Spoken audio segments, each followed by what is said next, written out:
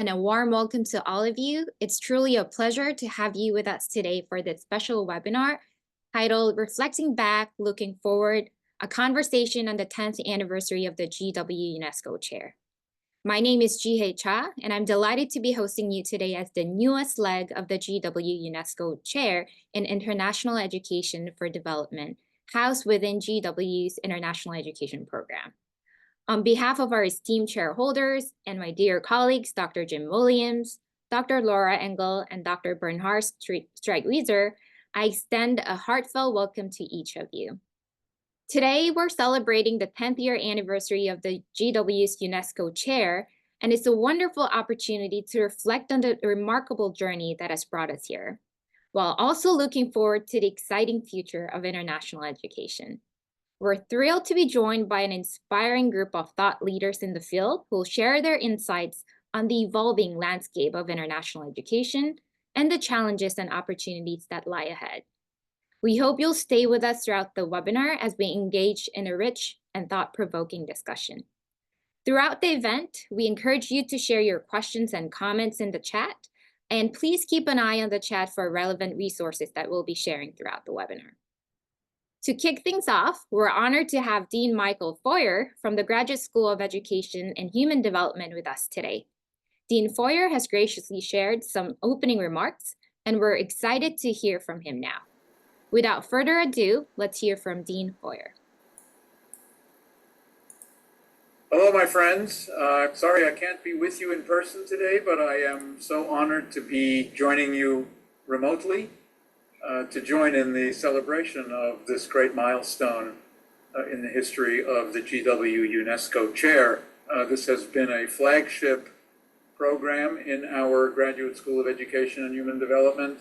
I am so grateful to our faculty and to the many others in the school and in the university who have come together in support of this quite remarkable project that really pursues the ideals of an academic institution dedicated to the advancement of global understanding, global education, and the improvement of the things that we value so highly, human rights and equity in education here and around the world. What UNESCO stands for, and in its pursuit to view education as a tool for bridge building in our very fractured world, is of course something that is an ongoing project, and I don't have to tell you how important it is, especially in these times. I wish you the very, very best in continuing this work.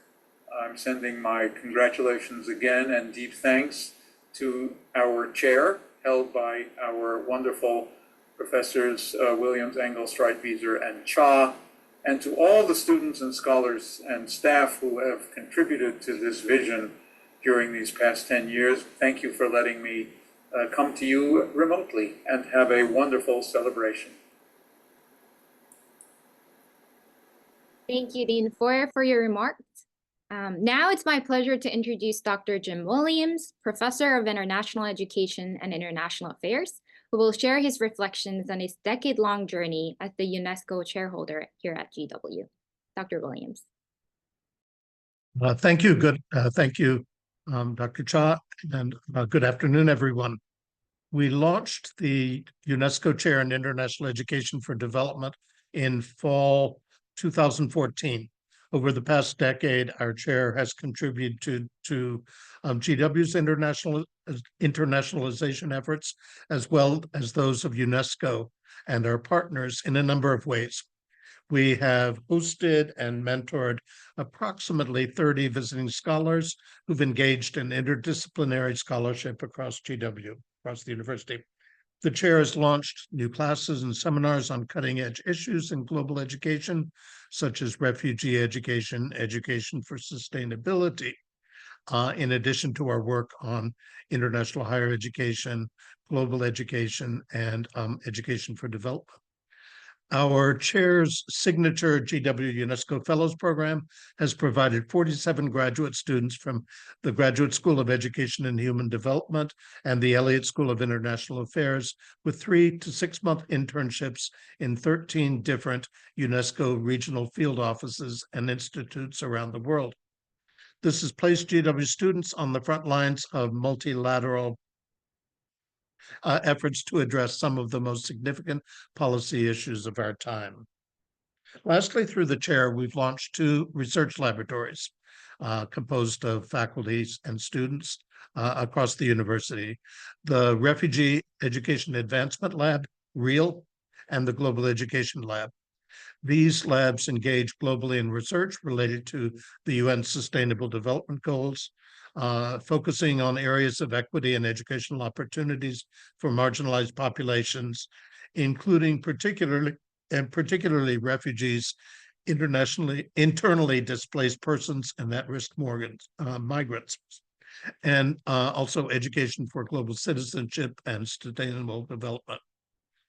Unusually, perhaps, we've housed the chair in program faculty, including Laura Engel, Bernard Streitwieser, Ji-Hye Cha, and myself as the current chairholder.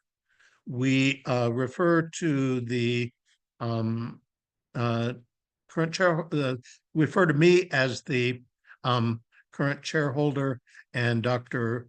Engel, Streitwieser, and Cha are current legs. In addition to our current legs, our staffing includes emeritus legs, Dr. Megan Madden, Dr. Kyle Long, both of whom are now heading their respective universities after leaving GW. We would like to thank our leadership, our dean and deans, department chairs, fellow faculty, staff, at least 3 university presidents and provosts. We'd like to thank our students and alumni who we love dearly. And we'd like to thank our generous supporters, Dorothy Moore and the Barker family.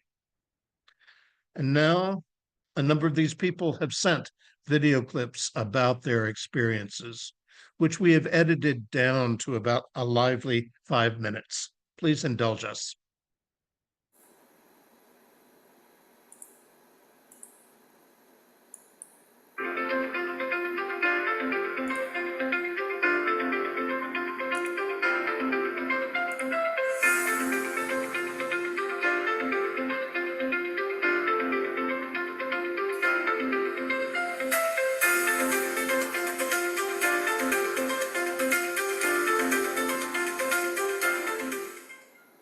As Provost and Executive Vice President for Academic Affairs at the George Washington University, I'm pleased to congratulate the GW UNESCO Chair in International Education for Development on its 10th anniversary. I look forward to the next 10 years of the chair facilitating interdisciplinary scholarship, serving as a leader on global education policy issues, and advancing professional and academic opportunities for students.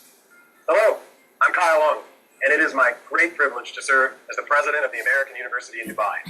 My second greatest privilege was the 2 years I spent as co-chair of the GW UNESCO Chair in International Education for Development. Now, I think it's fairly obvious that the GW UNESCO Chair has been a resounding success, but it wasn't inevitable. It took hard work and dedication from the chairholders and the support team, as well as the GSHED leadership. So to all of you, I want to say congratulations, and I hope we can continue to work together in the years ahead. Prior to being at Principia between 2017 and 2019, I was a UNESCO co-chair with Bernard, Jim, and Laura. It was a dream team then, and it's a dream team now. One of the highlights was the fall showcase of the UNESCO Fellows Program because it demonstrated the extraordinary learning and professional development opportunities for the fellows. These graduate students returned from their fellowship as confident, polished professionals who were deeply committed to pursuing careers in international education and global citizenship. The UNESCO Chair in International Education for Development is a beacon of hope in this world, serving as a catalyst for international collaboration and knowledge exchange in international education and global citizenship. We have had opportunities of collaboration with George Washington universities. In particular, Professor James Williams, the UNESCO chairholder, has kindly supported our local project on international higher education so far. As we are new UNESCO chair on education for human dignity, peace, and sustainability, We are very looking forward to our further collaboration and making networks. Congratulations. Greetings from Geneva. Dear James, Laura, Bernard, and GA, congratulations on your 10th anniversary. Your dedication to promoting equitable access to education and empowering vulnerable populations deeply aligns with our shared focus on knowledge equity. It has been inspiring to witness your commitment and achievements, and I very much look forward to continuing our collaboration to achieve quality education for all. Best wishes for the years ahead. We are sending our regards and congratulations to 10 years of your program. Since we are like-minded comparativists, we are especially thrilled to collaborate with you. And in many regards, you are our role model, the way you work with your students, the way you have activities related to UNESCO. And I also think we share the same mission in helping to amplify, surface, and disseminate policy knowledge.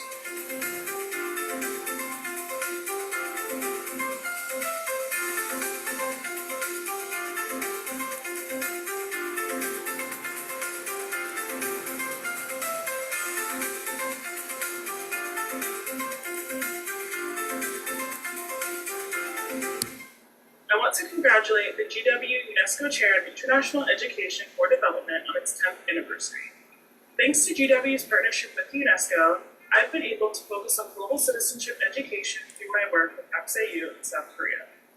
The UNESCO Chair has brought positive change to DC and worldwide, and I look forward to seeing the Chair's future impact. Congratulations. I'd like to send a huge congratulations on the 10-year anniversary of the UNESCO Chair. I participated in the UNESCO program in 2015 as part of the first class in Bangkok, Thailand, and had a wonderful experience. And it's been great to see the continued growth of the program over the last decade.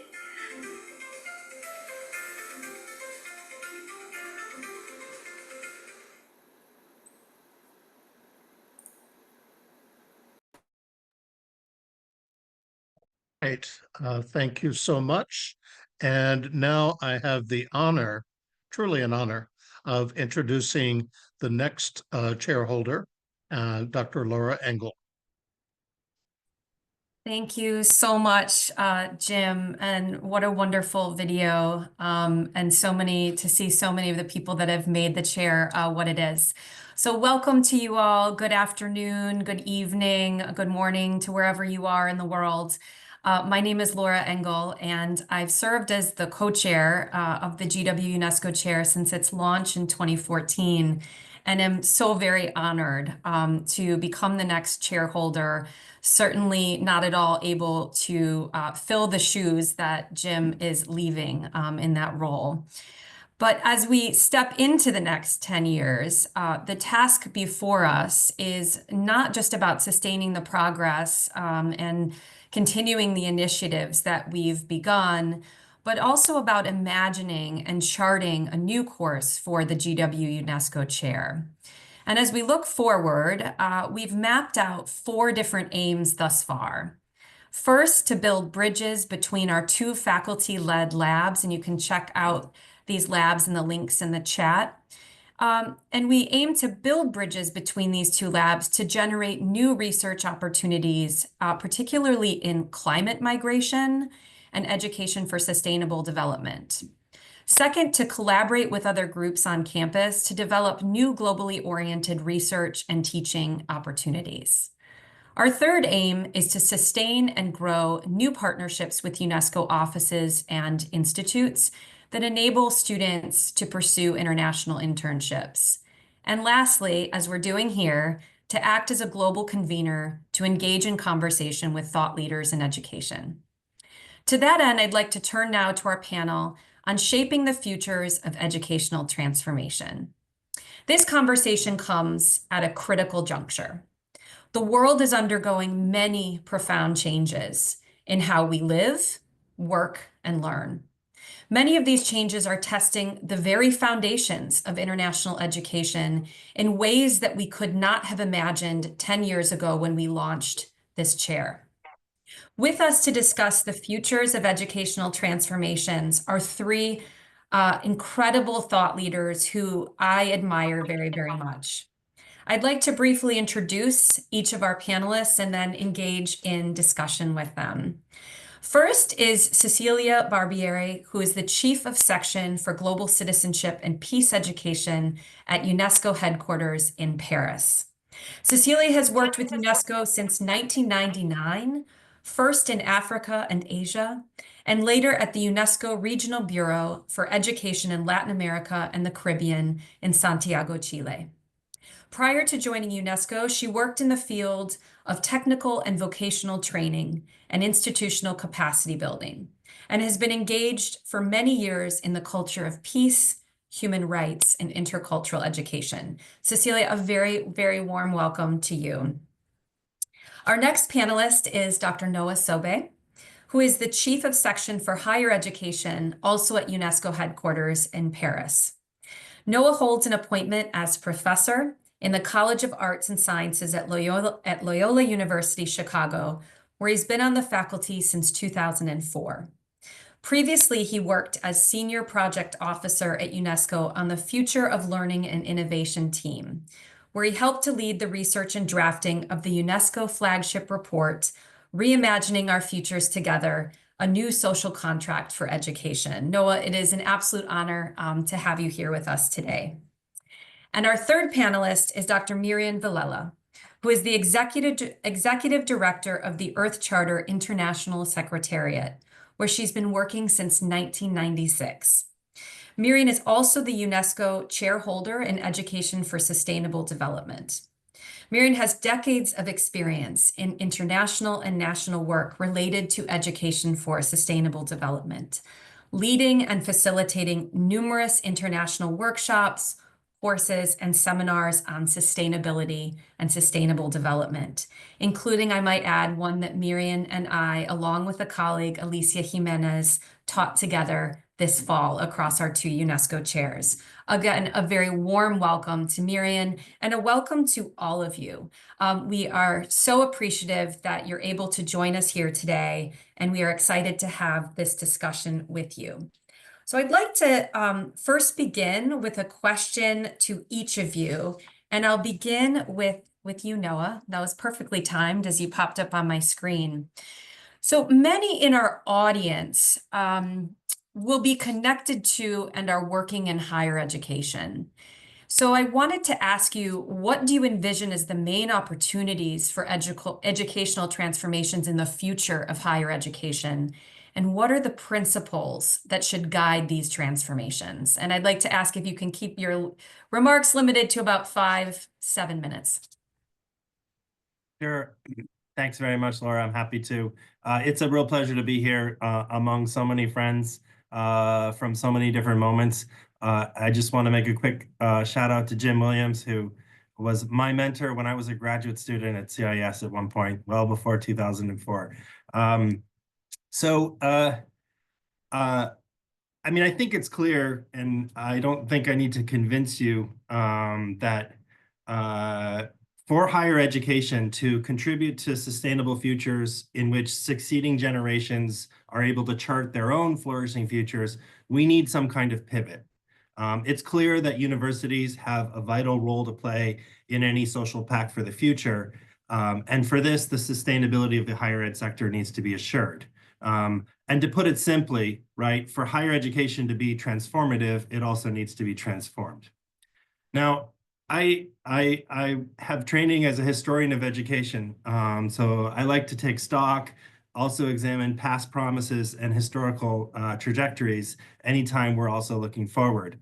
So I want to spend a second thinking about the last 30 years of education reforms worldwide, which I would say have commonly emphasized 4 things: employability, excellence, efficiency, and entrepreneurship. Maybe with a mixed set of results. So in employability, we've seen a focus on preparing students for entry into the labor market, learning framed as skills acquisition. You know, we've seen a huge growth in STEM programs, even where STEM college to career trajectories are unclear. In terms of excellence, you know, we've seen an excellence agenda advance hand in hand with the increased importance accorded to rankings. You know, this has led to some sort of perverse effects of performative accountability regimes, audit cultures, you know, a trend towards academic productivism. with efficiency, we've seen privatization, some market logics, new emphases on managerial efficiency entering into the university. With entrepreneurship, we've seen, universities connecting to a sort of macro level gig economy transition that, at its worst, legitimizes the increasing precarity of work in society. Now, of course, each of these four things have had some quite positive results as well. I mean, employability reminds us of the necessity that higher education be relevant to students' lives, their lifelong flourishing. Of course, with excellence, we have to welcome the impulse to change for the better. Cost efficiency, no question, is a good thing. And, entrepreneurship does tap into a very desirable impulse to explore, to innovate, to unchain human potential. So looking forward, are these the emphases that will serve us well over the next 2 to 3 decades? I would say only if transformed. So when universities think about employability going forwards, this needs to be done with the recognition that well-being and economic security don't come from the formal waged economy alone. I think we'll unleash an amazing amount of transformative potential when universities insist that the care economy, that common pool resources, air, water, are critical elements to the provisioning of long-term economic security for individuals, families, communities. I think definitions of excellence similarly need to expand so that universities seek to excel in transforming scarcity into abundance, competition into collaboration. I think higher education institutions need to be working more closely with one another, complementing one another's strengths, instead of constantly trying to compete with one another, essentially by copying what everyone else is doing. Similarly, I think efficiency conversations need to move into discussions about what the university should be efficient at, right? And here too, a broadened set of aims is needed. This would definitely include the optimal efficient functioning of the higher ed sector in terms of building capacity for participation, for citizenship that enriches both personal and collective thriving. And I think we can also expand what kinds of entrepreneurship universities are encouraging. Already we're well aware of the valuable contributions that social entrepreneurship. So I think universities have tremendous potential to prioritize innovation that advances the global common good and serves communities, near and far. So just to conclude, I think sometimes there's a temptation to record higher education's individual and societal impacts as if on like an accountant's ledger and ensure that the positives outweigh the negative ones. But I think we probably need to move away from that kind of offset mindset and instead commit to a transformative pivot away from unsustainable development, right? And to instead embrace employability, excellence, efficiency, and entrepreneurship, the kinds that support our individual and collective ability to live well together by our own choosing and making. Thanks very much. Thank you, Noah. Something you said in the beginning stood out to me. For higher education to be transformative, it needs to be transformed. And I am thinking here about the 2023 UNESCO recommendation on education for peace, human rights, and sustainable development that aims to be transformative. So I'd like to ask Cecilia for your thoughts. How do you see this recommendation shaping educational transformations in the future? And specifically, what changes might we expect to see as a result of this recommendation? Me, yes. Now, yes. Thank you very much, Laura. And hi, everyone, friends and colleagues. And thanks, Laura, for the question. And also thanks for being part somehow of this big exercise of the work on this recommendation. Now, to understand the role and the roles actually that this recommendation can play, we thought of looking at the features, the particular features that the recommendation has. Now, to start with an important one is that this recommendation is a text, consists of a text that has been internationally agreed upon. And I have to say that it was a successful example of multilateralism in times that are particularly troubling, I will say. So it means that all UNESCO member states, which are 194, adopted the text unanimously, right? So it means establishing a basis of consensus. And for the first time in a long time, we can say that countries really align themselves on how education can be used and should be used to build a better future for everyone.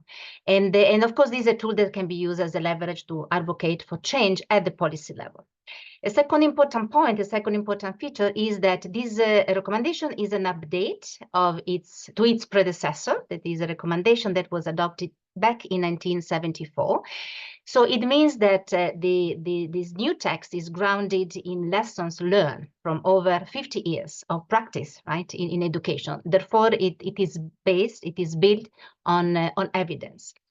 And a third feature is that this document is a culmination of, I would say a collective, an exercise of a collective intelligence, because it's a culmination of many ideas and many inputs from all over the globe, literally, because we had a very participatory, inclusive process. We engaged more than 3,000 individuals from 130 countries. So it means that is a recommendation that is applicable and it speaks to all education stakeholders all over the globe.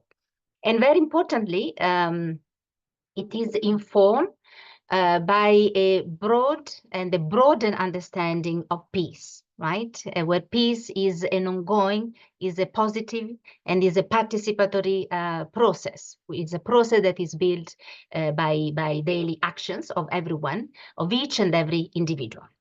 And we believe this is a very progressive document. It's a forward-looking document on how it details the role of education in building lasting peace, in promoting, in respecting, in fulfilling human rights, and in promoting sustainable development.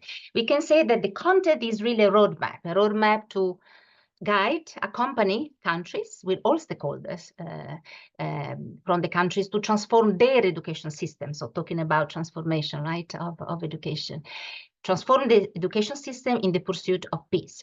And it covers all levels of education and all types, including non-formal and informal learning. It addresses all dimensions of the education system. So from law and policies to curriculum, pedagogies and assessment, to teacher development, learning environments. And it creates, we can really say that it creates a common ground for different educational approaches, but also related. For example, education for sustainable development, global citizenship education. So it really brings together in a very, let's say, comprehensive manner these different approaches. And if we think of the changes that we hope actually to see that the recommendation can bring over time, well, the overall goal of what we expect to see in the future is that education systems are being transformed in a way that, let's say, to be conducive towards building lasting peace. And in the spirit and understanding that peace is an active and participatory process, as I just mentioned, an important point is also that this is a recommendation that is designed to be used by a wide range of stakeholders, not only government, but it really includes teachers, policymakers, learners. It is addressed to parents, civil society, all the actors that really, researchers, for example, higher education institution. And this really can be used by all these stakeholders as a tool to activate change in different way. And there are a myriad of examples that one could present on how the recommendation can be used, from developing school community project to ensuring textbooks are anti-racist and checked for biases and stereotypes, generating research and evidence, etc. And to conclude, an important point that I would like to highlight is that of course, we didn't start from scratch, because there have been many groups, many communities that have been actively working on these issues. So it's also, I think, a text that recognizes and acknowledges, of course, the work and the experiences of decades of work by many stakeholders, including, of course, universities. And I will end here. Thank you. Laura. Thank you so much, Cecilia. I was thinking about the vital role that Education for Sustainable Development has played in this recommendation, and how the recommendation in very interesting ways perhaps bridges the gaps between different movements that have been linked to educational transformation, such as global citizenship education and education for sustainable development. And given the work that the Earth Charter has been doing for many decades in the areas of ESD, Mirian, I want to turn to you to ask for your thoughts about how you see the Earth Charter helping to shape educational transformations in the future. Thank you, Laura, and hello, everyone. It's good to be here, and congratulations to your UNESCO chair for its 10th anniversary. Well, in terms of your question of how do I see the Earth Charter helping to shape educations in the future, this morning, as I was going out, my husband asked me, "Where are you going?" And I thought, well, I'm going to disseminate the ethics of kindness in the world, kindness and care. So I think actually one role of education in general should be how to foster our capacity to go outside our house every day in the morning and think, how can I make this world a more caring world, and how can I reflect that ethic of care? So when I think about education for the current times and its relationship with the Earth Charter and the work we do, I consider that the most single and important purpose of education for our times to be to foster planetary consciousness, to foster an ethic of care. And when I refer to an ethic of care, I mean caring for each other, caring for the well-being of the community of life, in caring for the well-being of future generations. I think also that one of the most important and single importance for us to think about the purpose of education for our times and the role the Earth Charter plays is how can we make it foster a clear understanding of our sense of interdependence in this planet and a deep sense of responsibility to secure the well-being of the present and future generations. So these are kind of some of ideas of what I think are the single most important purpose of education for the current times. Foster planetary consciousness, an ethic of care, a clear understanding of our interdependence in this planet, and a deep sense of responsibility with the well-being of present and future generations. And I think, of course, in this context, that the Earth Charter offers a unique ethical framework for addressing this, for working along those lines, as it organizes a set of human shared values and principles into a very comprehensive, integrated, and solid ethical foundation for building a more just, sustainable, and peaceful world. So why do I say it's unique? Because it offers an ecocentric or a life-centric approach to life, helping us or inviting us to move beyond our anthropocentric views and approach to life, right? We all, in our upbringing, we have been taught to think about the world as the human at the center. Here, the Earth Charter offers an invitation for us to expand that beyond that anthropocentric approach to life, or how we relate to the large living world. So I think that's quite unique in terms of the view that is articulated there as an approach, again, that invites us to think every day how we relate to others from other cultures, others from other disciplines, but also how do we relate to the large living world? We all know about the United Nations or the Universal Declarations of Human Rights, right? Focus on human rights. The Earth Charter came in a time to invite us to think about our interdependence and our sense of responsibility with the well-being and the common good of others. So I think this is another key uniqueness that the Earth Charter brings in terms of its contribution to these new moments that we are living. as an institution, and also as an institution, we have set up a UNESCO chair, also 2012 on education for sustainable development with their charter. And that also, of course, works at the intersection of sustainability values and how to bring the sustainability and global citizenship values that are underlying and articulated in the vision of their charter into education in a transformative manner. And I think much of our work, but also the worldview that is articulated in their charter, is an example of collaboration. The importance to foster a new kind of collaboration across boundaries, boundaries of human and nature, but also across countries, cultures, areas of discipline and knowledge. And I think their charter also offers that kind of lens of working across collaboration, the ethic of care, this notion of interdependence, and a very strong notion of a worldview focus on a more life-centric of ecocentric or ecocentric worldview. Now, I think the good news is how do I see their charter intersect with the many UNESCO education agendas, such as global citizenship education, ESD, or even the new recommendation that Cecilia was offering as a good overview here. All these various important instruments that UNESCO has been generating over the past 10 to 15 years, I think they're all very valuable.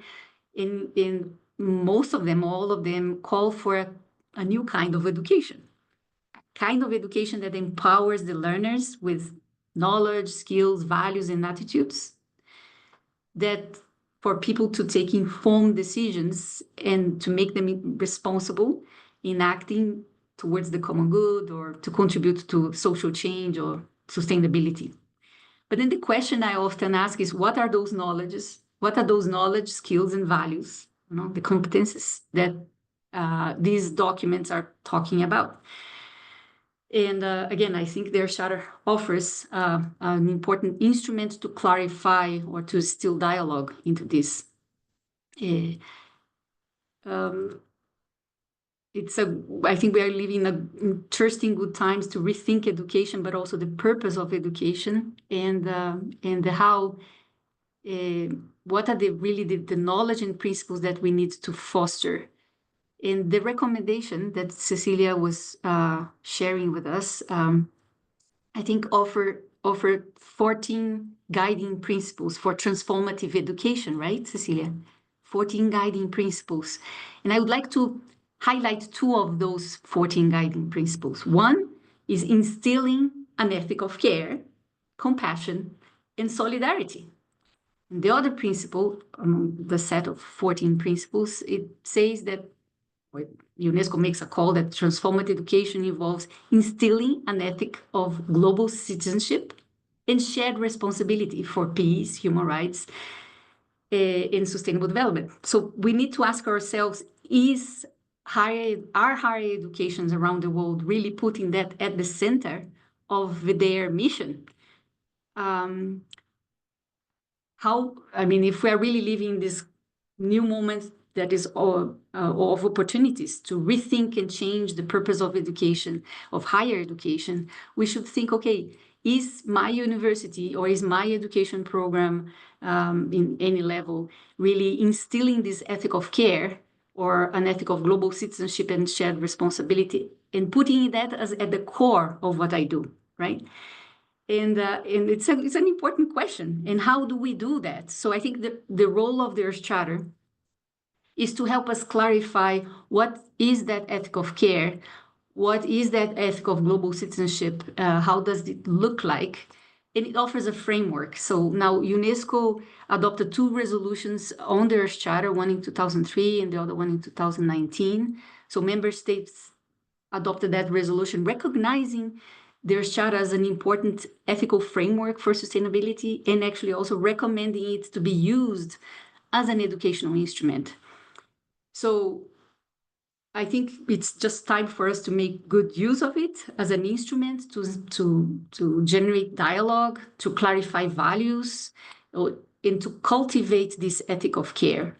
So last point, if I may, just to mention the cross-referencing that, because I have been following these UNESCO efforts to transform education from different angles. So one is the recommendation, and the other one is the report of the futures of education that was also mentioned here.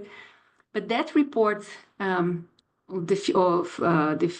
UNESCO report of the futures of education recognizes also that the world that we live faces a crisis of values. And we need to address that.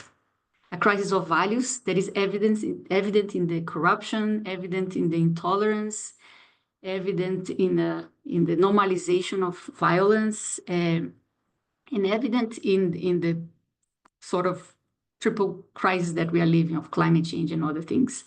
So given this, that report highlights the importance to foster pedagogical approaches that cultivate the values and principles of interdependence and solidarity. So see that it's already there, all these important key recommendations.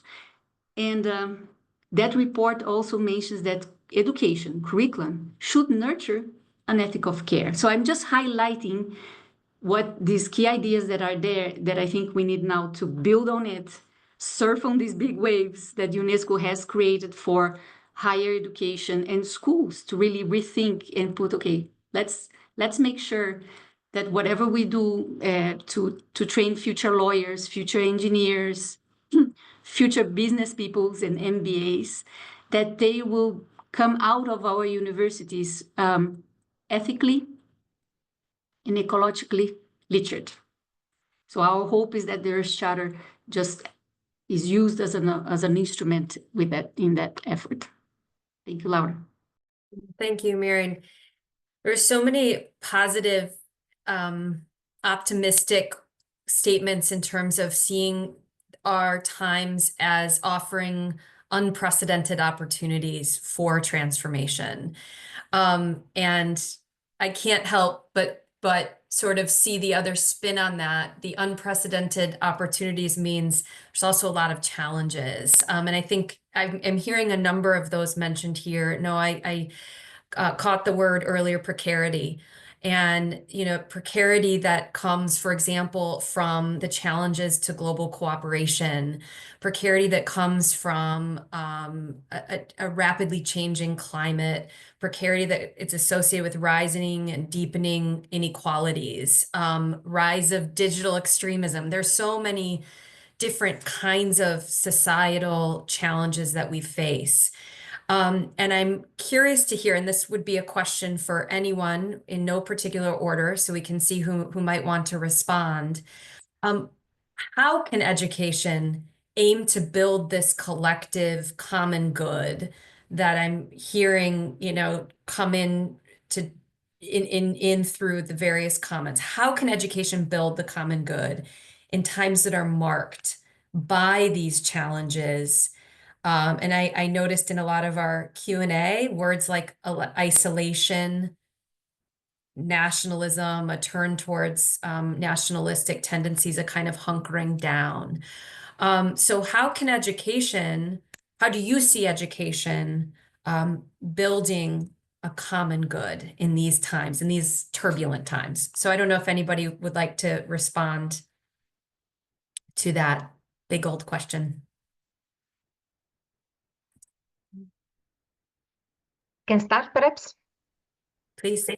Okay, just briefly, thinking and listening also to the colleagues and to all these, let's say, key and extremely important word. If we think at thinking also at our experience, right, in having dialogue with so many stakeholders during this process of the revision of the recommendation, and in particular, I think what was extremely valuable was the inputs and the reflection of the young people.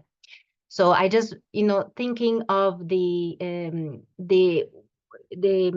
let's say, in a very important points and elements that transpire from the recommendation is the importance of responding as a global community, right, to the challenges that we know are also global challenges. So it's clear that it's very difficult to just address certain things individually in the current times. So I think we can see the importance of create this sense of community, building a community, which of course is global, but is also a local community. But the sense of being part of a community that I think is also very important when we look at the young people and how feeling part of a community with also common objectives and interest, and it also helps to improve and increase the social well-being. And I think it's particularly important looking at the community that we have here actually participating. I think educators, academics, right, and policymakers that probably are listening. I would say one important thing is that education has to, all of us have to amplify the voices of young people. And I think this is extremely important because I was listening to Miriam when she was talking about these ethics of care, this culture also of act and ethics per se. I think that the young generation and the young people are the ones that I think are also showing, right, the importance and the readiness actually to take up this important value. And if there is a change that can happen, in particularly we want to repair, I would say, the world that we have, looking at the importance of care for each other, the care for environment. I think we can see this in the young generation. Young generation, really, I would say the generation now that is even below 20 years. And perhaps they still don't have the capacity to immediately act because you have, others taking decision if you want for them. But the youth, I would say, are very prophetic. Someone said they're very prophetic, and prophecies are messages. They are supposed to announce the future. So for me, still young people are very rarely listened to, because they can also be disturbing, but we can see that they have a vision. And I think if there is really a generation that can make the future really different, because it will have to be different, is the attention that we need to put to this young generation. So I think that's what I wanted to share. Noah or Mirian, any thoughts to add? I can come in quickly. I mean, I agree 100% with everything Cecilia mentioned, the sort of the importance of working community in communities, and the hope that the young people, future generations promise. I mean, I think we can come at the common good in education, first by recognizing that, education itself is something that's experienced, built, and governed in common, right? So, I mean, if we frame the common good as what can be built and created together that benefits all, I think it's a useful reminder that that's the very business we're in, right? I mean, I think also strengthening the common good requires some attention to commoning. So like activities, what can be done together, and I think, several people have mentioned the UNESCO Futures Report, Reimagining Our Futures Together, a New Social Contract for Education, and you saw in there a real strong set of calls for collaboration, for learning to study and inquire together, for learning to collectively mobilize, right? For learning to live together in a common world, learning to attend and care, as Mirian mentioned. And then I think, alongside the common good, commoning practices, also we need to put on the table the commons, what can be shared together. And in education, I mean, I think we have the knowledge commons, and, we see, huge progress being made, with open science, international collaborations. I agree, Laura, we're in a moment where a lot of this seems to be more precarious than maybe it was felt to be a while ago. But I actually think that too much is already underway to be completely undermined. I'll close with that. Maybe pass to Mirian if you want to add anything. Thank you. So how do I see education building or helping to build a common good? So I think education relates to knowledge, right? Knowledge creating, knowledge generation, and knowledge is an instrument. So if we help people think that the more knowledge I have, the more power I have, the more responsibility I have to contribute to the common good, rather than the more power I have or the more knowledge I have, this is for my own self-interest. It's a different thing. Can you see? So I think it's key for it when we think about using education to build a common good is to foster that sense of knowledge is power, and with power comes a responsibility to contribute to the common good. So knowledge is an instrument. So the question is how we use that instrument to contribute to the common good. For instance, a knife. If we have a knife, we know that we learn with knowledge that we can use a knife to cut. I can use a knife to cut a piece of bread, or I can use a knife to kill someone, right? It's an instrument. So the question is how to foster knowledge, that how for people to use that knowledge in education to contribute to the common good, not to kill someone with a knife, but rather to cut the bread, to do good with that knowledge. That's what I mean. And I think to make education build a common good, we need to use it to help people expand their views beyond their context, expand their views to question their old worldviews and to question their assumptions. But to do that, we need to help learners and all of us to constantly try to build bridges with people from other cultures, other contexts, and to connect with nature. So I think in order to build common good with education, we need to foster those spaces for people to connect with nature, to connect with people from other cultures, other knowledge spheres or disciplines in other contexts. Because by connecting with people beyond our immediate kind of community, helps us to expand our views and helps us to question our worldviews and assumptions, right?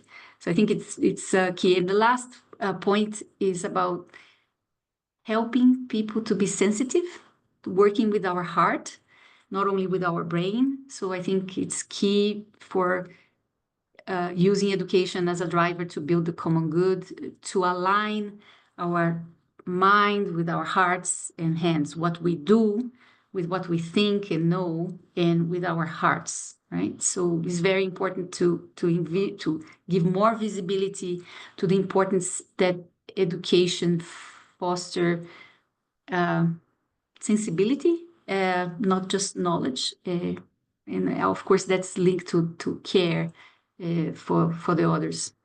So I think three things. But above all, I would say expand our views and our worldviews.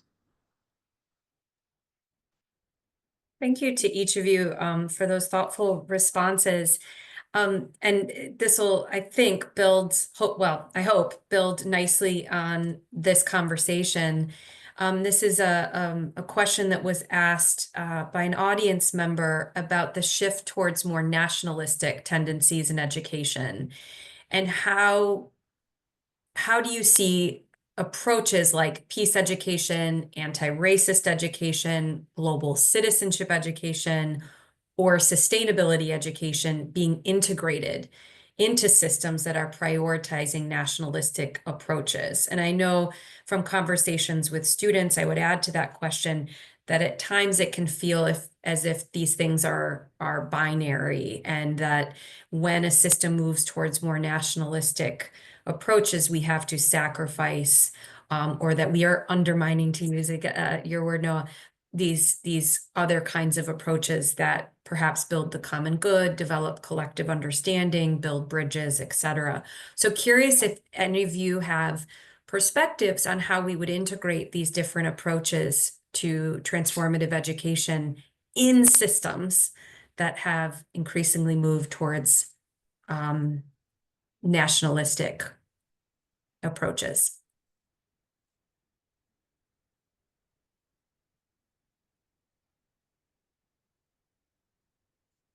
I was just going to start with pointing to a really important word that Mirian brought up earlier, which is the notion of planetary consciousness.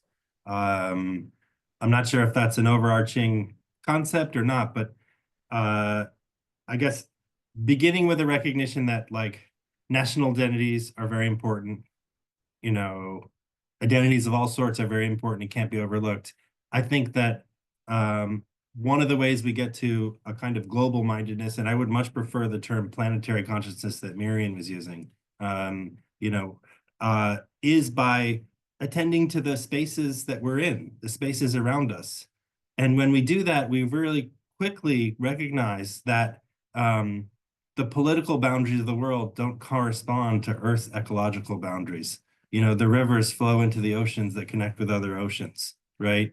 The animals and plants move, right? So immediately, the moment you adopt a planetary mindset, you're forced to think about, again, sorry, Miriam, just interdependency, right? Your connectivity, your relationships. And I don't think that's at the exclusion of being deeply connected to locality. And if I may add, I think it's also important to consider when we want to look, when we actually think the importance, how important it is to have the whole education system that is designed and geared towards this principle, right, of peace and human rights, what we were saying, because we tend to focus a lot on changes that we bring into curriculum, and also through these approaches. But curriculum is really one component of a system, and somehow you put a lot of emphasis on the skills, right, that individuals, the learners, also acquire, that are absolutely essential. But you also, somehow you put a lot of responsibilities on the individual learners, while the importance is actually what is around them, really, in terms of systems that are not designed, in accordance with certain principles. So I think that's why it's also important to have this balance and to have this clear understanding that is there are many components of the systems that really needs to be changed if we want also to address, let's say, inequalities that exist since long time, and why. And we really need to address the root causes of what we see today. So this is, I think that's an important part, because we are and rightly so, placing a lot of efforts in working particularly at the level of curriculum and training, while the whole system really needs to be much more conducive to what we want to achieve through also introducing these educational approaches. Well, I think the peace education, education for sustainability, in global citizenship education, and everything that the recommendation, the report on the futures of education is crucial, is essential. It should be central for any national policy on education. It should be central or used. If there is no national policy on education on these instruments, at least it could be central to a school. I mean, a school, or if it's not even a school, it can be central to the teacher. So I'm just looking at it at the various levels. If the teacher is in a classroom, there's a lot of power there on what to move things around. Even if you are in a education in a school or in a country that doesn't have a policy that promotes global citizenship education or ESD or peace education, still the teacher can incorporate that cross-cutting in whatever the teacher does. Similarly with a school, of course, ideally we would have national programs, national policies that really elevate the importance of bringing ESD or global citizenship education, using these UNESCO instruments and putting that at the center of national policies or national strategies or programs in education. So I think it's crucial for our time. precisely so because it's a way to address not only issues around nationalistic approaches, but any sort of polarization that is existing in different parts of the world, polarization of opinions, and again, I would say a short-sighted mindset. We need to just think, again, to expand and help us to see things through a systemic approach, the connection, expand our views, using different lenses, I would say, kind of education systems should help us use different lenses and to question things. So for instance, why do I think the way I think? If I think that if I'm entering into a planetary consciousness, I would be turning the back on my own culture. And why do I think the way I think according to this? I mean, I can still nurture and value, celebrate my culture, my language, different ways of eating, and at the same time, embrace a planetary consciousness and approach. So this fear that sometimes are fostered either intentionally or not in our mindset that of polarization about planetarization or global citizenship versus nationalism. We just need to put actually that at the center, I think, of education concerns, and really look at education spaces as a platform for us to offer a safe to learn, all of us, children, adults, students and teachers, all of us to learn how to join and come into a dialogue, a genuine dialogue with someone who thinks in a completely different way than I do, without being generating conflict, but a kind of respectful dialogue to learn from someone who thinks in a different way.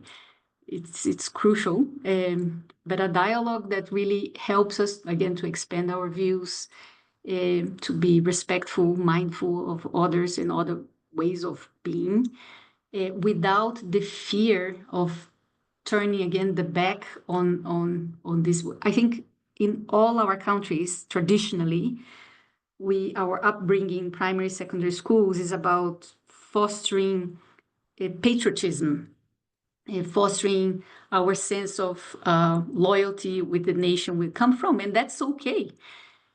But at the same time, if we infuse the same loyalty that we learn about countries, we can also expand that to a sense of, again, responsibility and care with the planet.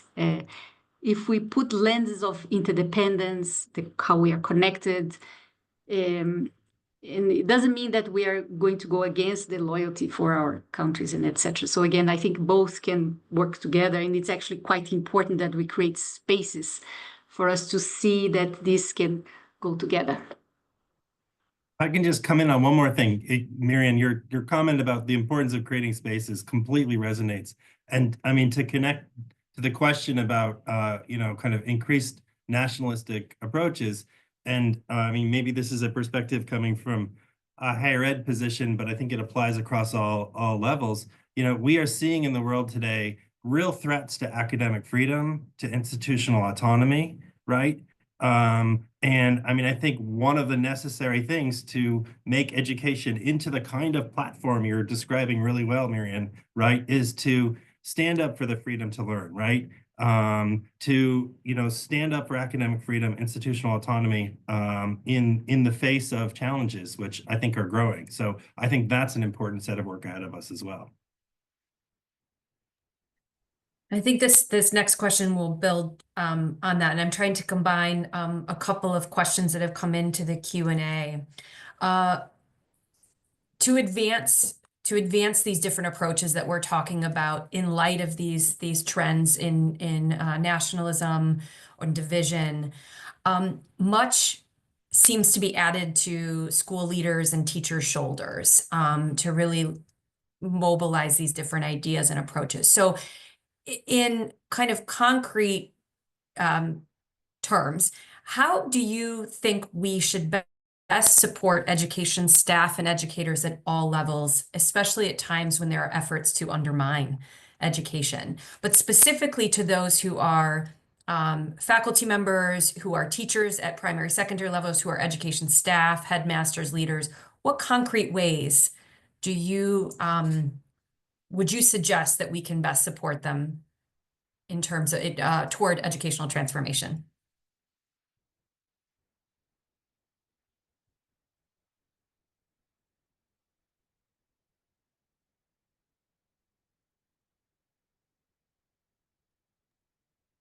Oh, I think this kind of webinars is a way, certainly.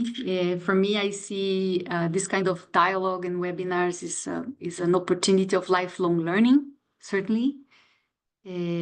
Professional development it's crucial for, I mean, there are millions of teachers all around the world who have been teaching. We're trained 10, 20, 30 years ago, and they're now continues to be teaching. And they were trained with a mindset of 30, 40, 20, even 10 years ago regarding education, right? And education has the approaches to different ways, different approaches of education have been evolving so fast. And I actually think we need even to press the accelerator so that it evolves even faster. But that means that the ones who are actually there, as you said, in the classroom are not necessarily catching up with new approaches to education. So I think it's essential to create platforms such as this one through the webinars, masterclasses, or professional development programs to foster the educators' capacity to incorporate this, because it's a new thinking, right? Educators have been trained to look at education in a fragmented way, and certainly looking at the subject, and that's what's actually happening in the classroom still nowadays. If the school or the educators are not catching up, I think, with the new approaches that are emerging in terms of education. So I think it's crucial for different institutions, I would say, to continuously to build bridge, as we did, Laura, with we built a bridge between our two UNESCO chairs on this professional development program to look at the linkages and synergies between ESD and global citizenship ed and how this can be brought to the. So it's kind of an ongoing effort, but it requires the flexibility and open-minded of teachers, because of course, if you are in primary school, secondary school, even in higher education, it's kind of, there's this mindset that I know it all. I've been teaching for 30 years, 40 years. That's it, right? But if you have a flexible mindset of a lifelong learner and open to always experience new things, then there is room, I think a lot of room. But I think we need to have concerted efforts. If at the national level it doesn't exist, we need to foster concerted efforts across institutions and people who share the same model to provide this sort of spaces for ongoing professional development for educators. And Laura, if I may add just one comment to what Miriam was saying, because she was talking about also building these bridges, no? And I think it's, at least in the experience in some of the countries where we have been working, it's also important to have more bridges between the academic world and the schools and the educators at the school level. And there are, but to have much more continuity in these exchanges, because somehow, when you really accompany teachers, educators, and work with them, you also know new knowledge, that is produced in the faculties, and at the same time you have this exchange, because you also learn a lot from what happens that can help to adjust, your teaching for the future educators. But I've seen excellent, I would say, results from the creation of these bridges around activities, and a lot of also, I think, support additional support received by the teachers, because of course it's also a dialogue that you have, and that also enhance, their confidence, I would say. Sometimes there is always also this sense that when you are at the academic level, you are at the faculty, university, while the teachers are considered, let's say in another group. And there is this sort of sometimes shyness, no? But I think that's very important, and especially when you look at the topics that we are addressing today, issues of citizenship, sustainable development, rights, etc., different freedoms. I think it will be very helpful, because it will really keep all the conversation right around these topics. Yeah. Maybe just to come in really quickly, and emphasize again the importance of intellectual and moral autonomy, to education fulfilling its social role. Faced with book bans, I think school teachers and school leaders need to emphasize students' freedom to learn, students' rights to learn, right? Faced with restrictions, encroaching on curricular decisions, I think universities, schools at all levels need to insist on academic freedom, right? The important role that we accord to professional expertise of professors and faculty.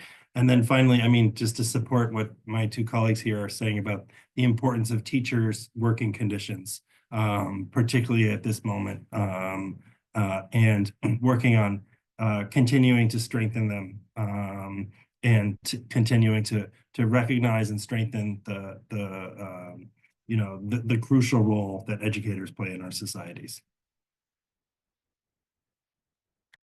Yes, I did want to acknowledge that, and thank you for that transition. There's certainly some concerns and questions that have been brought up in the Q&A about teachers being fired or fear of being fired for teaching certain subjects, and wondering if anyone else wants to comment on what we as educators and citizens need to do to address the kinds of challenges to academic freedom, freedom to learn, freedom to teach.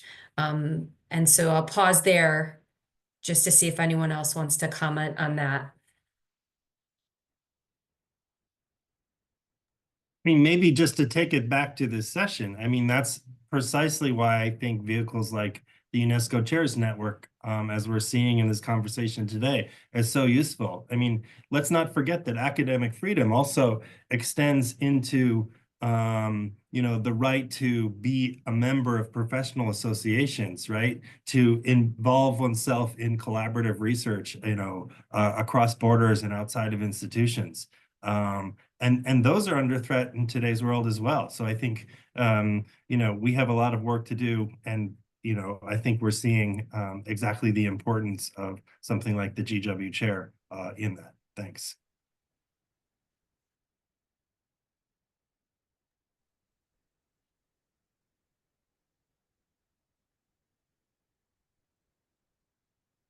Well, that's a difficult question for me, because I'm not really in that context. But it came to my mind, again, when we have dialogues with people who think in a different way. We have always to find a way to build a bridge, to listen, and to be strategic about that. So maybe depending on the context where we are, we are entering into an important moment on how to provide the skills and tools for teachers to address precisely what you are asking. But I connect that in addressing polarization in general, right? Polarization, it can be in anywhere in the world, especially when there are elections, by the way. But it could be polarization around being a vegetarian or not being a vegetarian. And you can have a whole discussion about that, right? It can become very, very, very a big conflict depending on how we handle the conversation. Or it could be a polarization. Sometimes given that I've been working with sustainability for so long, I have been in so many different settings that people say, oh, sustainability is really very luxurious, depending on the context. Here we are talking, we in our country or our context, we need to look at poverty first. And I often think caring for the planet and caring for people are part of the same agenda or coin. Caring for people in nature is part of the same coin, right? So I think it depends again on how we present information in a way that is not confrontative, but in a way that's opening a space for listening, for dialogue, for enriching, opening a space for the value of diversity and looking things from different angles. So I think, teachers in different levels of education are requiring urgently that, and again, not only in the US, I would say in everywhere, there is, again, it's not just right-wing, left-wing sort of polarization that goes, that also can be reflected in discussions in schools or universities.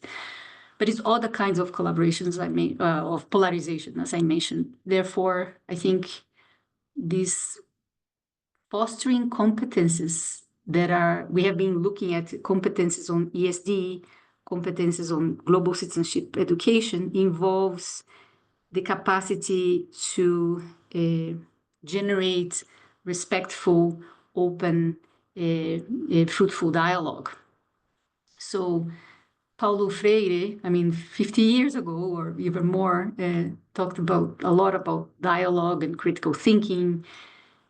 But I think we are, again, living in the new times that we need to rethink what are our strategies to foster deep dialogue that's not confrontative. I think it depends a lot on the angle, the language, and the lens we use. And certainly we need to foster competences of educators to infuse these. A lot of these I think we can find in the ESD and global citizenship education, many documents that UNESCO have been using or promoting.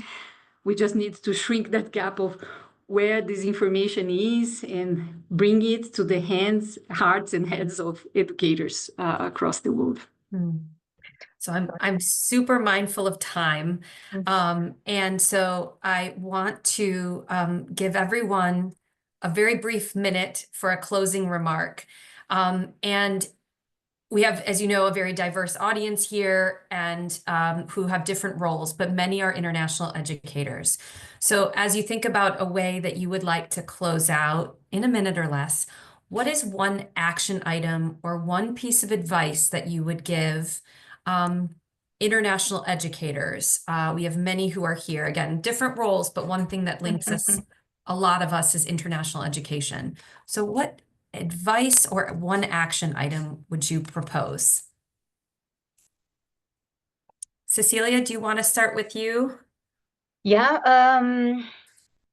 well, I think perhaps building on all the conversation we had, I think this idea of the power that dialogue has and building dialogue, which is somehow, I think, challenged. We are challenged in that today because we are so used to, with the technology that we use all the time.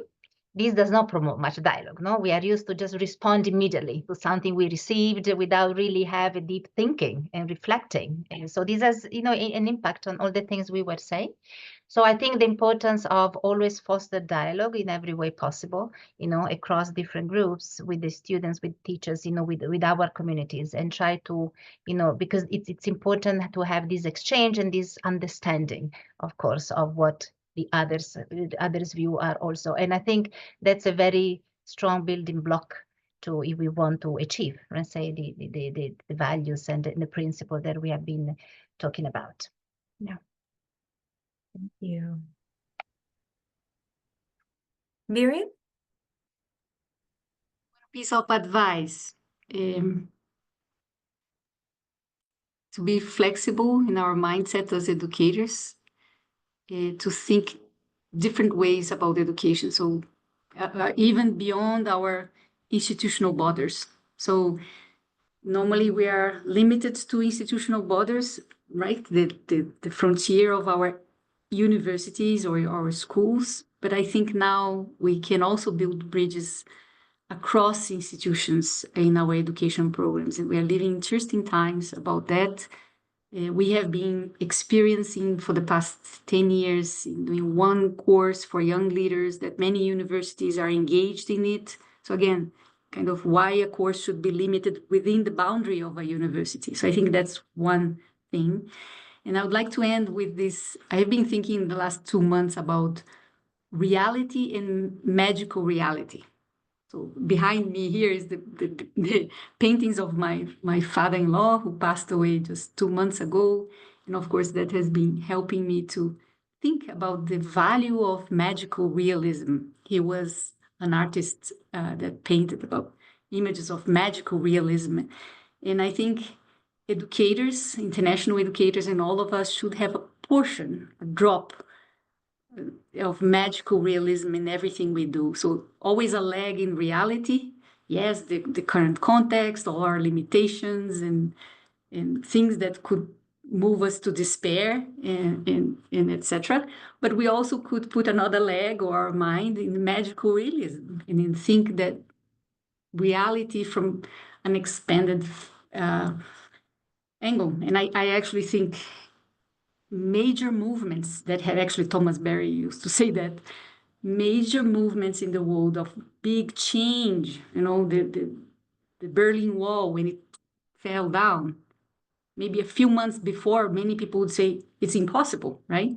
Similarly with the slavery in Brazil, that after 350 years, slavery was the main engine of the economy in Brazil. I mean, imagine that was the logic of people was, okay, the economy could only function with slaves.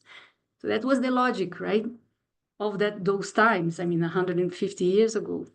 But it required a significant portion of magical realism in the minds and hearts of people to turn things around, to believe that a new world is possible and a new education system is possible. So I think that's my recommendation or advice for international educators is to always have some drops of magical realism in their minds and hearts.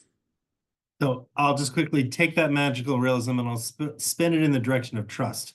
Even trust that takes us like into uncomfortable places, out of our comfort zone. So I think the most important thing we need to do is rebuild trust. What international educators can do, what parents can do, what citizens can do is start to trust their children, their adolescents, their learners more, right? This is a key building block of teaching. Teachers know this, right? And, an exposure to a wider world, requires trusting people, right? And it's only through trust that we will move to down any path towards anything like planetary consciousness that we've been talking about. Thanks. Thank you so very much for sharing these different perspectives with us. So if all could please join me in a virtual round of applause. And while we have just a couple of minutes left, I'd like to turn briefly to Dr. Bernhard Streitwieser, my dear colleague, who will offer us a few minutes of brief closing remarks. So over to you. Great. Thank you. And I'm going to put my timer on. Well, thank you all for your participation today and for your involvement with our chair over the last 10 years, closing out what has really been a great first decade and what we hope will grow into many more fruitful decades to come. Jim, our dear colleague, I'm going to ask you now, please come back in 10 years and check in on us. I would love that. So today you've heard about our work on the chair and what we're doing through our labs, what we focus on that aligns with UNESCO's mission, what our students do in their fellows program and some of our events, and then what our goals are moving forward that Dr. Engel touched on just briefly. And we've also heard from our wonderful speakers on the panel today, Drs. Sobe, Vilela, and Barbieri, respectively, who offered many really interesting remarks. This has been such a robust and rich conversation. We could go in so many different directions and continue for a few more hours, but unfortunately we're at the very end. So I just want to make some really brief comments to try to reiterate some of the messages, at least as I heard them. And in doing that, I really want to stress perhaps one phrase in particular that I think summarizes the collective remarks, and that's really in the word collective. the need for collective understanding and collective engagement. So Dr. Sobe talked about, this pivot in the higher education sector and how what we can do can only be transformative if we engage in a transformation of the sector itself. As an educational historian, he reflects on the reforms over the past 30 years and pointed out 4 key themes that will need continued and greater attention: employability, excellence, cost efficiency, and entrepreneurship. This collective need to transform from competition to greater collaboration, complementing strengths rather than seeking ways to outmaneuver one another. I think of, the excellence endeavor, the excellence movement in higher education. I think of rankings. That's all pitting us against each other, and he's arguing against that. And asking ourselves, what should the university be efficient at? I think that's a really important question to really think about that. And I think our other 2 speakers have also touched on that. Dr. Barbieri talked about the UNESCO recommendation on education and peace and human rights. It's a very long title. I won't repeat the whole title. But this report really exemplifies a successful example of multilateralism. She mentions this collective engagement, and the 3 things that really identify this report as especially novel. 194 states unanimously adopted the recommendations. Lessons learned in it are over 50 years of evidence-based scholarship. And thirdly, it offers a collective vision for peace and how that can be done through education. So these are offering globally applicable and broadly inclusive sort of tenets for all actors as we all engage in this endeavor of education writ large. So again, I would restate this whole report as the collective applicability of sound principles. And then finally, Dr. Vilela talked about the Earth Charter and helping to shape education broadly in the future, asking how can we foster our capacity for care and the ethical treatment of others, foster global citizenship, sustainable development, planetary consciousness, an ethic of care, and a deep sense of responsibility for the future generations. Also recognizing the interdependence of all of us on this one shared planet. These are really important things to think about at times of isolationism and nationalism. She urges us to rethink what the notion of boundaries means and to ask ourselves, are we instilling values at the core of what we do in education in all that we train, in all of our institutions, in all disciplinary areas? Again, stressing, wait for it, collective engagement as we move into the future. And finally, we heard some closing advice and action items from our hosts. So Cecilia talked about facing the challenge of promoting and fostering dialogue across groups. Mirian talks about being flexible in our mindset as educators, thinking openly, be willing to think differently across borders. Again, the notion of borders comes up, wherever they are, across spaces. And she talks about magical realism and imagining things that we never thought could happen, like the end of the Berlin Wall, the end of slavery, massive things that we just accepted as unchangeable, and then overnight often, or in a few years, they change. So in this time that we're sort of coming into, at least in our country, but I think globally, of increasing autocratic tendencies, lack of interest in globalization and sort of mutual understanding in diversity and equity, I think we really are hearing from our speakers a call to reject that kind of isolationism and to really think more broadly and to think about what is possible, even if the current sort of feeling might be that it's not possible. I think these things are possible. And finally, Noah ends with trusting in uncomfortable places, moving out of our comfort zones, rebuilding this idea of trust. So I think really an apt summary is that there is a collective attention, or a need for collective attention to the common good. That's the task at hand moving forward in the face of this growing nationalism and threats to our collective freedom to learn, to think broadly, to be in an environment of academic autonomy, and to continue to engage in dialogue without confrontation.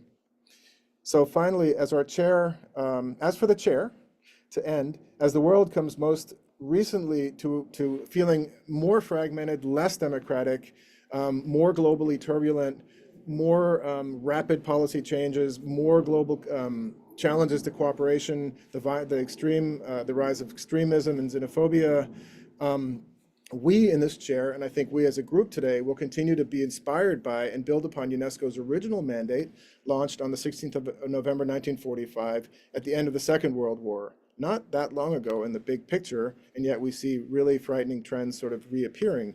We have every intention in this chair of continuing to build on UNESCO's critical mission throughout the world, to do our part as a thriving uni-twin chair in the US, focused on international education for development, but certainly with a much broader global perspective way outside of our borders. In the years to come, we'll work harder and strive to do yet more and to do better at this really fraught time we're living in. Our work has only become more urgent and I think more important. So thank you all so much for being part of our anniversary celebration today. And now, to close out, we have a final brief video that showcases our wonderful UNESCO fellows and some of our colleagues in the field and the exciting work they've been doing these last 10 years. Enjoy, and thank you again so much for being with us today. Please stay for the video. I want to wish a massive congratulations on this 10-year anniversary mile marker. This program was an incredible part of my journey into where I've gotten today, and I look forward to see how it continues to flourish and thrive in supporting students in this wonderful opportunity. Congratulations again on this 10-year mark. The George Washington UNESCO Chair is a very important partner in supporting UNESCO in the delivery of its mandate. I would like to particularly express appreciation for the fellowship program, which recently my office and the International Bureau of Education, which also is in Geneva, have recently taken the opportunity to have two fellows who have greatly contributed to the delivery of our office and our work. Thank you very much. Congratulations. I'm now working in international university advancement, connecting my institution to high-level partners and donors all over the world.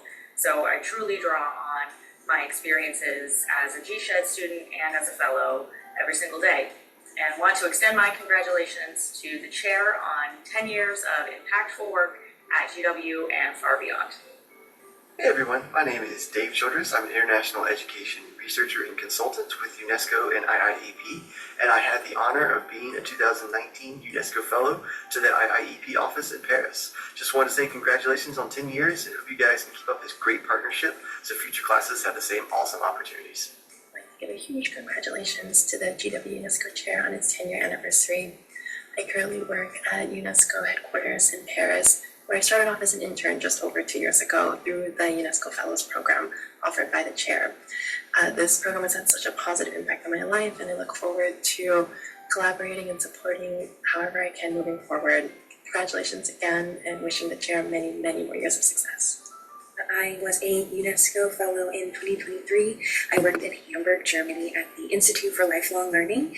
I loved everything about my experience, from getting the opportunity to learn what it was like to work in such a beautiful intercultural space, to getting the chance to work on publications that amplify the importance of intercultural and intergenerational learning throughout the world. So congratulations again to the UNESCO program and to the UNESCO chair. I personally am so grateful for the opportunities it's given me, and I can't wait for it to continue to grow. I'd like to congratulate the IEP team on its 10th year of holding the GW UNESCO Chair, where I had the opportunity of being a visiting fellow in the Santiago, Chile office. I look forward to sharing about my experiences and the impact that this opportunity had on my career at future events. Thank you so much. Congratulations to GW UNESCO Chair in International Education for Development's 10th anniversary. I look forward to seeing updates from more GW Fellows, especially those who served in Hamburg, Germany, as I did.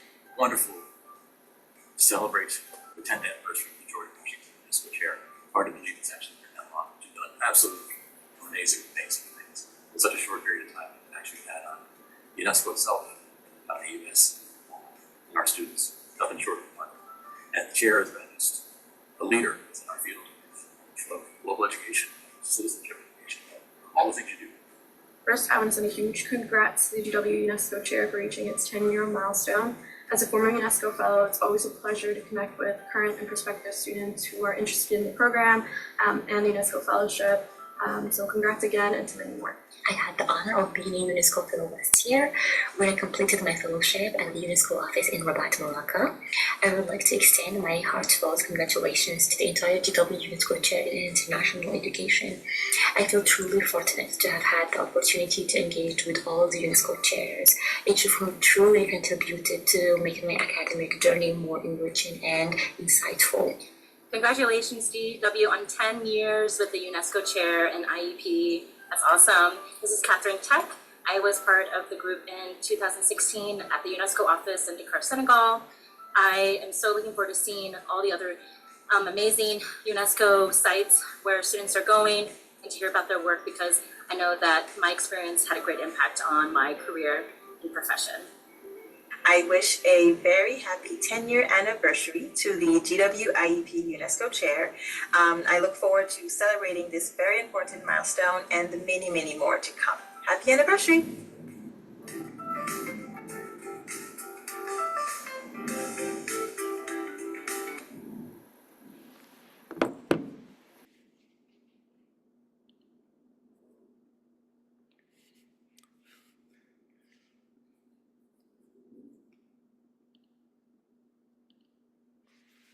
Thank you to everyone. We so appreciate you being here and celebrating with us. I want to again thank all three of our panelists. So we look forward to continued collaborations with you. And to all, we look forward to continuing to work with everyone. Thanks, everyone. Thank you so much, everybody. It's been a wonderful session. Thank you very much.